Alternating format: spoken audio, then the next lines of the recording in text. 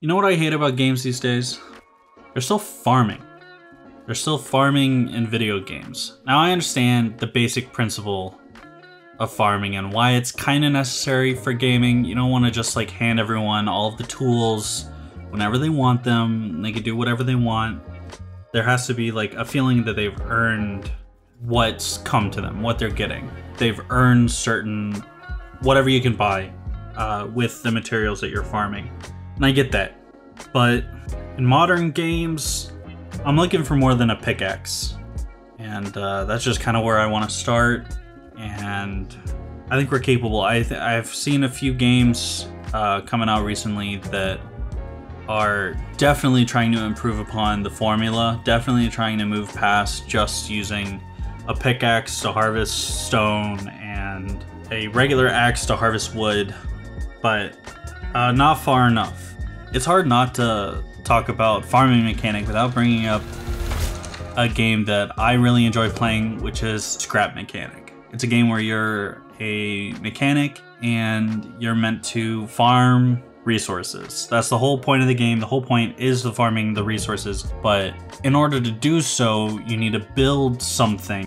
It's a base building game with an interesting take on crafting in games. It's not really crafting, it's building, because you can build traps, you can build vehicles and different things that help you farm easier. I mean, that's the main part of the game. That's the part that I'm focusing on. There is parts of the game where you can take a gun and go shoot at robots or whatever, but the part of the game that I'm talking about is the farming mechanic of the game that involves the actual farming of crops and defending it from outside forces. And this is, I think, a really elegant way to do this. And they've kind of incorporated the main mechanic of their game, with the reward being able to farm resources faster and easier, right? The reward for doing well at the main mechanic of the game is testing your machine and then get resources while you're testing, and from then on out, you have an easier time gathering resources. And that's a really cool idea. That's an elegant way of moving the farming mechanic into the next generation. Now, that is an idea that kind of takes over the whole game once you implement it. Now the whole game is about farming. There isn't something else. It's not like, well, I'm going to be talking about Diablo. It's not like Diablo where there's a whole other aspect of bossing and defeating mobs of enemies with just a few clicks of buttons, getting a good build going. The main part of a game like Diablo is the combat, is the fighting and survivability of your character in different situations and your ability to push through hard combat.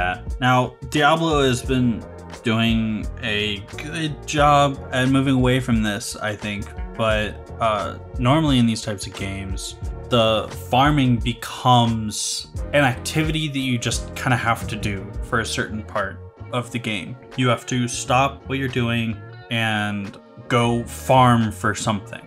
That's an issue in my eyes, is the main thing that you're doing a majority of the time that you're playing the game is not the enjoyable part of the game.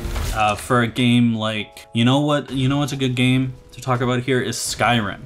Now, I know it's a classic. I know there's gonna be some people that really don't want to hear Skyrim talked about in harsh lighting, but I'm with you. I was in line on, November 11th, 2011 at 11 o'clock at night waiting for Skyrim to get released. I guess it probably was the 10th if it was 11 o'clock at night, but I was there, pre-ordered the game, and have played it so much ever since. I've had 2 different copies on the Xbox 360 and a copy for the PlayStation, 2 copies for the computer. I've had so many different copies of this stupid game. I love it so much. It is so good. But something that strikes me when going back for playthroughs in the future is there's a lot of fake experience. And that's a term that I've kind of been thinking about a lot recently. It's not actual experience because you as a player get experience in playing the game that makes it so that you can do certain things easier. But also your character has an experience meter that is scaled based off of how much your character is doing, what activities your character does, your character's experience grows. And that's, again, I understand that. That's not a huge problem to me. I get it. An experience bar, getting from level 1 to level 100 makes sense. You don't want to start off the game with everything available because the most rudimentary parts of the game will become boring really quickly because you don't have to do them. You're then trying to find how to get to the later parts of the game as fast as possible. And so I do understand why an experience bar is needed. But in a game like Skyrim, there are how many experience bars? A lot of experience bars, like 8 or 9, but you have to scale all of those up and it takes hours. I remember the relief that I found the one day where I saw the video where you probably know the one where somebody figures out how to rubber band their controller and they switch the HDMI input to a different device so that they can watch Netflix or whatever while your character is crouched walking into a wall with a goblin around the corner, scaling up your sneak for 3 hours because it would normally take you that long. And now you're completely out of whack because your sneak skill is way higher than everything else, and you're facing higher level enemies, but you don't have good weapons yet. That is, to me, an outdated farming mechanic. It doesn't make sense anymore. Games shouldn't work like that. And I think the industry, I don't think the industry is behind on that. I don't think the industry is making stuff like that anymore. But it's important to look at that mechanic and understand why it existed, to know what to take from it and what to leave behind. The game that I want to bring up now is Diablo IV, and I know I already mentioned it, but Diablo IV has the experience bar, which makes a lot of sense. On release, it was quite a grind. You could tell that obviously, similar to Skyrim, they wanted you to be spending a lot of time trying to build up experience for this bar. But more recently, they've completely scaled it down, and so it doesn't take nearly as much time, and you can get to the actual part of the game that you enjoy doing. The experience bar isn't a punishment, isn't a way to keep you in the lower tier and keep you in the game anymore. It's a way, it's just there to introduce you to the game. By the time you're comfortable playing your character, you understand their skill tree, you understand what you're supposed to be doing with the character, you are able to reach higher, do the crazier things, and start to make out your full build, start to get the items that you really need. By the time I really wrapped my head around the first character and everything that was going on, I was starting to get the highest level item that you could. And it felt amazing. It felt really great. So farming experience, check. It now makes sense. It's now scaling for a proper reason instead of just an arbitrary length of time to bar the highest tiers of the game's content to just the people who are spending a ridiculous amount of time playing the game, which I don't understand that. I don't get why that would be, but that's a decision that a development company has made, and I don't ever want to be in that room trying to make that decision, right? And coming to that decision, I would never want to be in the room doing that. But farming doesn't always have to do with experience. It a lot of the time has to do with resources. And that's something that they also fixed with this most recent update. On release, farming for different resources, they had the basic version of this idea. So it's not as if it was broken on release. It wasn't amazing on release, but it wasn't broken on release. They had this idea that they wanted the different parts of the game to have different reasons to do them, right? You have the one event type that gets you more legendary items. You have the one event type that gets you more experience. You have the one event type that gets you ranks of a type of mechanic that will increase your damage output. Those are the nightmare dungeons that will increase the ranks of your glyphs and whatnot. And they've changed it, they've tweaked it a bit. I don't know how much happened between now and then, because I did take a few months off of playing the game when it was not feeling too good to play.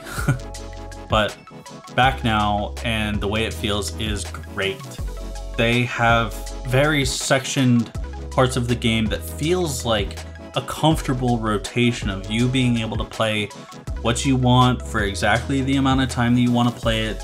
They've integrated the way to farm gold into the way that you farm legendary items, so that's now one thing that you can do, and they've made it so that you can farm the highest tier of not legendary, unique items from specific bosses. So once you've gotten good equipment from farming your gold and farming your legendary items, you can go take on the challenges of the highest tier of enemy and try to get a chance of getting the high tier unique items that are going to make your build that much better. And then you could go back and get better legendary items to equip out your build, or you can go and farm the actual hardest challenge, which is the pit. I don't know if that's harder than Torment bosses, but I think it has a higher cap. I think there's a higher ceiling you can get to in the pit, and that's just for people who want to just be testing out their build, running things as fast as possible, no breaks, no nothing, just go, go, go, go, go. Testing their build, trying things out, getting more powerful, getting the perfect rolls on all their gear, just keep working at it. And that's it. It feels like the game is in a really healthy state right now because they understand why players want to farm. They understand that farming is not something that I want to do a lot of. Farming for no reason other than to get an outcome doesn't make sense.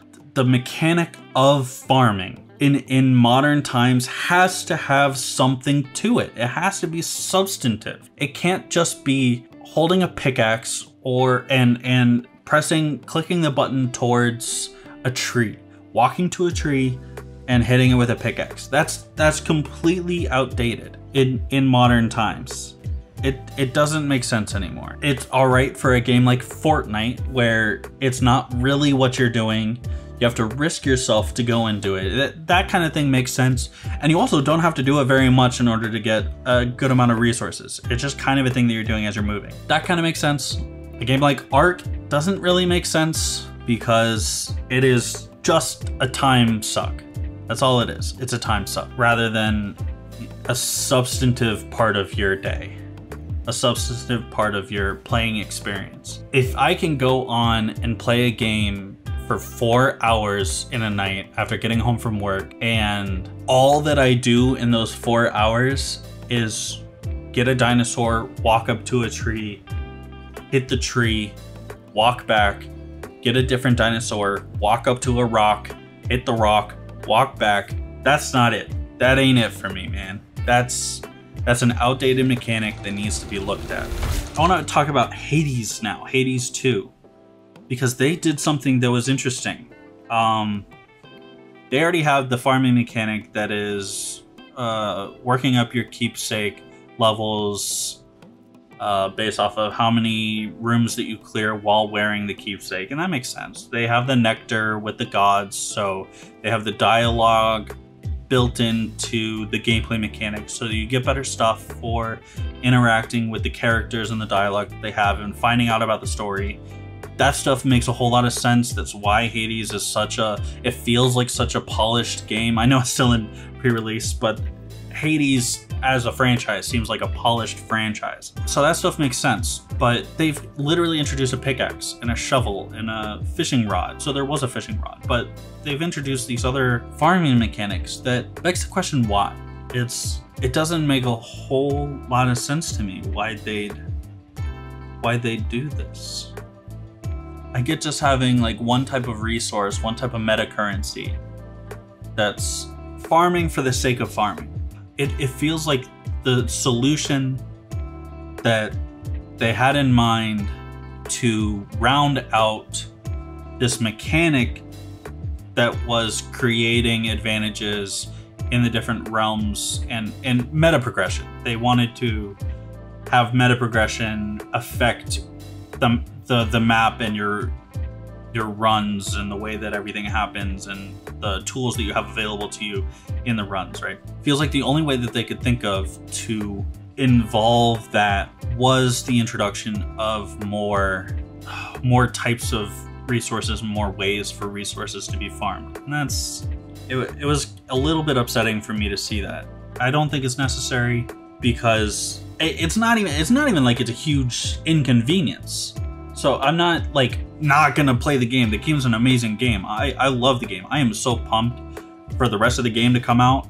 I am literally painfully keeping myself away from this game so I don't play it more because I want the full experience. I feel like I've played it enough to where I understand the game, right? I get it. I'm excited about the game. I experienced it when it launched. I'm excited about it, but I really do. They're saying they're going to introduce more gods. They're saying they're going to introduce more stuff. I love the game, but it feels like remnants of an old system. I don't think this was necessary. I don't think this was necessary.